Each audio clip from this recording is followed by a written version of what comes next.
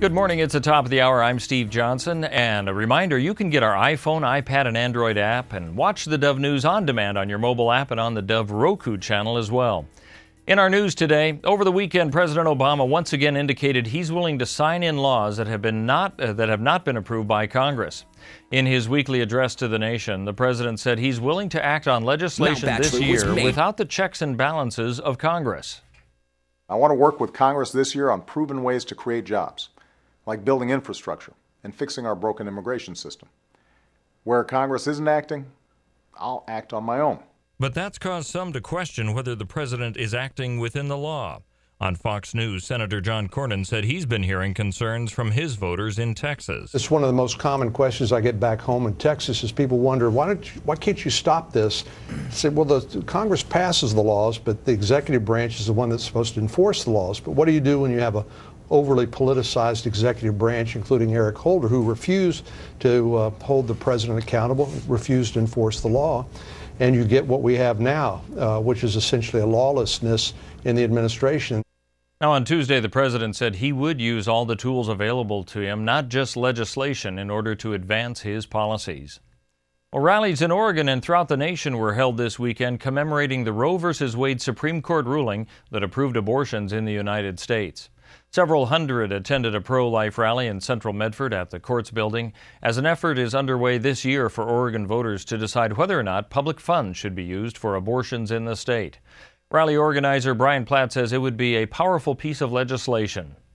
It's a constitutional amendment so that our legislature can't just go in and with the stroke of the governor's pen overturn it. Now, despite recent court rulings stopping states from enacting laws that limit abortions, Platt said overall 2013 was a year that saw progress for pro-lifers in the United States. It's been more than a year and a half since ground was broken for a joint youth facilities. Now the agencies are moving in. The building next to Hearts with a Mission homeless shelter will have administration offices for both the shelter and for Youth for Christ in the Medford area. Hearts with a Mission founder Kevin Lamson says the new building will also be a center for the kids that both agencies help. We're going to give the kids a place to recreate.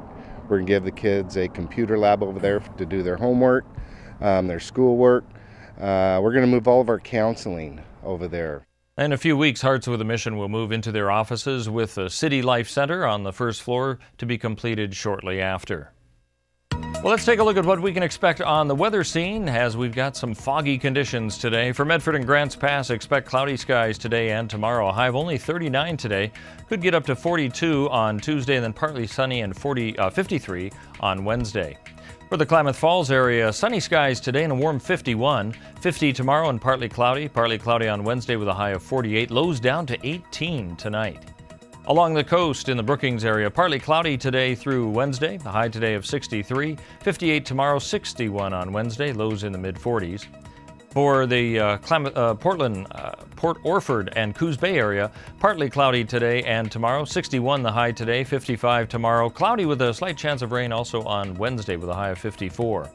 And for Wairika, Northern California, 54 today, tomorrow, and Wednesday with partly sunny skies with lows down into the low to mid-20s. That's a look at news and weather. You're up to date on the Dove.